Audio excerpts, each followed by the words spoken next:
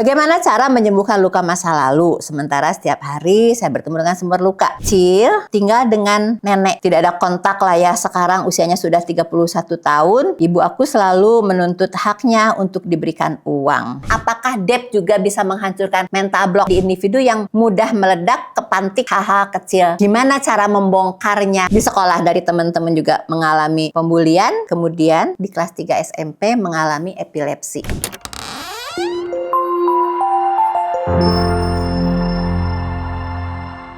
Ini ada Teteh dari Bandung Barat sama nih, saya juga Cimahi. Bagaimana cara menyembuhkan luka masa lalu? Sementara setiap hari saya bertemu dengan sumber luka. Sumber lukanya adalah orang tua. Ya, satu itu. Yang kedua, apa yang saya harus lakukan saat saya merasa sangat lelah, tidak punya motivasi untuk melakukan apapun? Luka dari orang tua. Dan saat ini masih hidup bersama orang tua. Tentu tidak mudah ya. Hanya saya tidak akan memberikan tuntutan, tidak akan memberikan beban pada dirimu. Karena kan pasti pendar agama kita tahu ya, bahwa seperti apapun orang tua kita harus berbakti kan. Tapi saya juga paham bahwa kalau yang sudah luka ya luka, mau bagaimana gitu. Alhamdulillah Teteh mencoba mencari jawaban untuk permasalahan ini, karena pasti Teteh tahu, Teteh ingin ya sisa hidupnya bisa benar-benar berbakti pada orang tua tanpa beban. Karena kalau masih ada luka kan masih beban ya. Kalau gitu gimana caranya? Self healing Teh. Bismillah, insya Allah debt sangat mudah dilakukan oleh siapapun dan sendiri. Tidak usah datang ke ahli ya. Gimana caranya? Syukur-syukur tiap habis sholat ambil waktu 30 menit, pasti Teteh setelah doa semuanya, Teteh menengadahkan tangan, bilang sama Allah, ya Allah, sejujurnya saya masih kecewa dengan orang tua saya. Tolong ya Allah, tolong bantu saya ya Allah. Saya lihatlah saya hambamu yang tidak berdaya. Hamba bertawakal padamu, maksimal ikhtiar, banyak doa, bantu untuk lebih sabar, untuk lebih bisa menerima ini. Saya serahkan padamu ya Allah. Langkah barusan, itu sudah 5 terapi. Teh, 1, pejamkan mata, emosional menjeri. Ya Allah, itu spiritualnya, surrender, melepas, menyerahkan pada Allah. Kemudian setelah itu mengungkapkan semuanya, mengungkapkan semua pengalaman hidup bersama orang tua dengan beberapa kejadian yang melukai. Karena kan tidak semuanya Teh, tentu ya Teh ya. Orang tua kan sejatinya sayang banget sama anaknya. Cuman ada saat-saat tertentu orang tua ini mungkin karena ketidaktahuan atau karena ada tuntutan apa, dia juga sedang menjalani hidup yang berat, maka melakukan pola pengasuhan yang kurang tepat pada Teteh sehingga Teteh yang terluka ya. Nah, di situ ada life review terapi dan emotional imagery. Kemudian terus lakukan itu semua, tapi kemudian sekarang tangannya mengetuk titik-titik emosi ya gitu kan. Nah, itu semua dibungkus dengan satu nama, namanya DEP terapi, DEPT,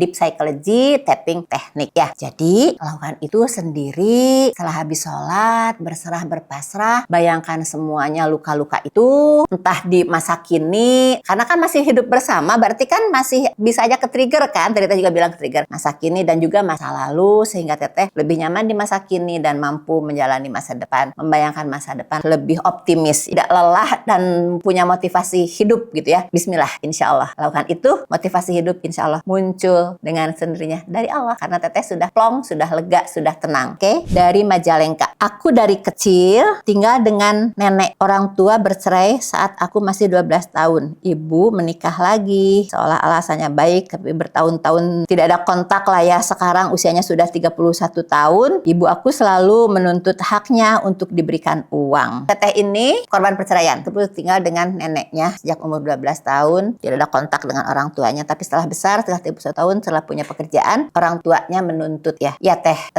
pasti berat ya buat Teteh. Karena proses hidup saya tidak dibersamai, tidak diurus oleh orang tua. Teteh berjuang sendiri, artinya kan dengan nenek lah gitu ya, berjuang sendiri. Tetap beda kan pengasuhan nenek, kasih sayang nenek dengan kasih sayang orang tua itu tetap beda. Walaupun kadang-kadang nenek suka lebih sayang kadang-kadang, tapi kan kita juga sadar bahwa itu bukan orang tua kita, itu adalah nenek gitu ya. Tetap aja pasti ada luka. Itu yang harus Teteh selesaikan. Dan mungkin menjadi muncul lagi luka itu karena sekarang ke-trigger ketika Teteh sudah besar, sudah 30 tahun, sudah punya kerjaan, orang tua meminta uang. Nah, di situ manusiawi sih Teh ya, walaupun semoga nanti berhenti ya. Sekarang aja minta uangnya, dulu aku nggak diurus, itu manusiawi teh. Tapi supaya hidup teteh, sisa umur teteh berkah, teteh bisa masuk pintu surga melalui orang tua, terutama ibu. Yuk teteh selesaikan luka. Bilang sama Allah, ya Allah, terserah dari mana dulu. Mau menyembuhkan luka masa lalu dulu atau yang sekarang. Kalau sekarang berarti, ya Allah, mama tuh kenapa sih minta aja? Kenapa aku tuh misalnya gitu ya, mama jangan minta sama aku. Kadang-kadang aku juga punya uang, misalnya seperti itu. Katakan terus. Boleh kemudian, dulu mama membuat saya menderita. Jadi intinya apa? Life review terapi. Semua dari kehidupan masa kini terus ke masa lalunya, bongkar semuanya. Seperti apapun orang tuamu, bismillah. Setelah habis, setelah plong, Allah kemudian memberikan kelegaan pada teteh,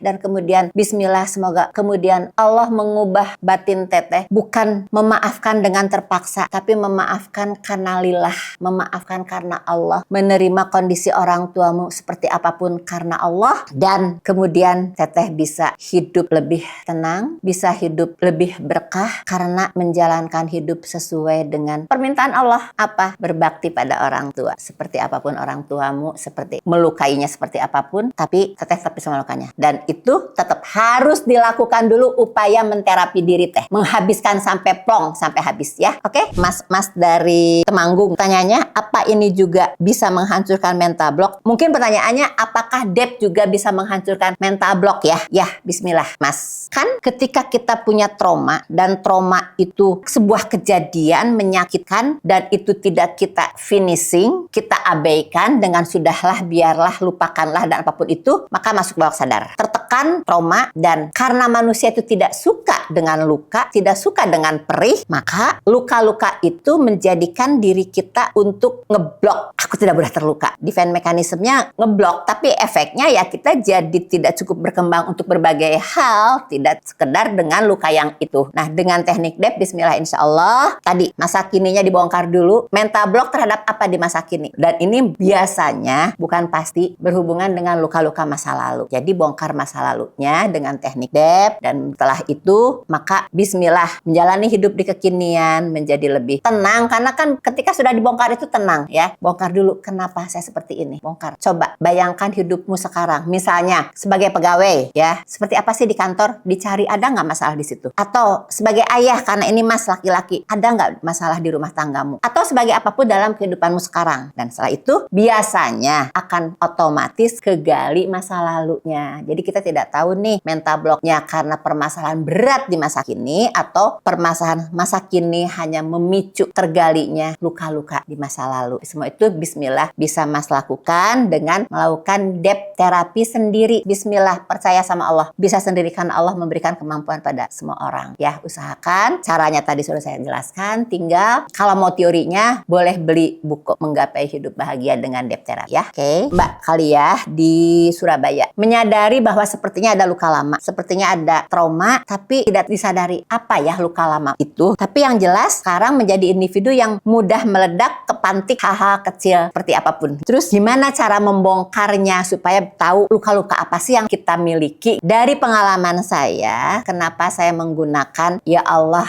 saya pasrah. Kan doa lengkapnya Bismillahirrahmanirrahim, Allah la haula wala quwata illa billah. Dengan namamu ya Allah, saya bertawakal padamu. Bertawakal itu melakukan maksimal ikhtiar, melakukan doa, tapi berpasrah sama Allah. Kata-kata itu ternyata dari pengalaman praktek saya secara pribadi maupun massal, ketika individu-individu di saya bimbing, katakan ya Allah, saya terluka. Ya Allah, hambamu yang lemah ini terluka. Saya mohon pertolonganmu ya Allah, saya pasrah.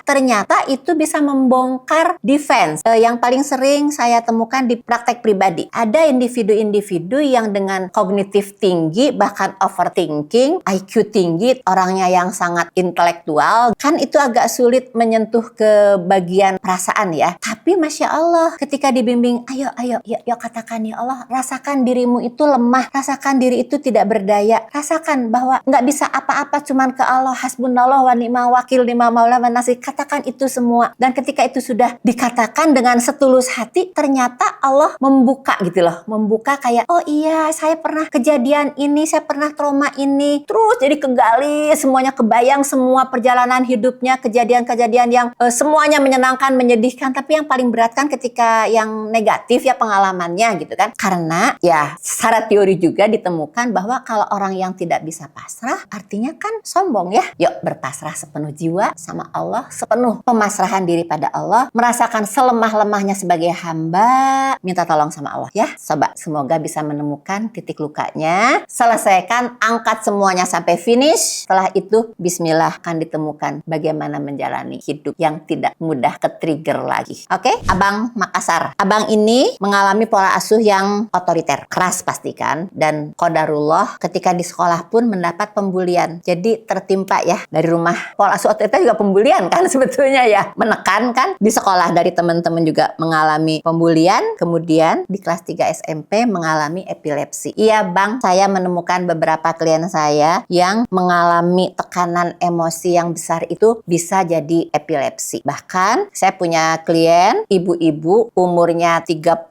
sekian tahun, itu klien saya 15 tahun yang lalu kali ya, datang dengan epilepsi yang sering.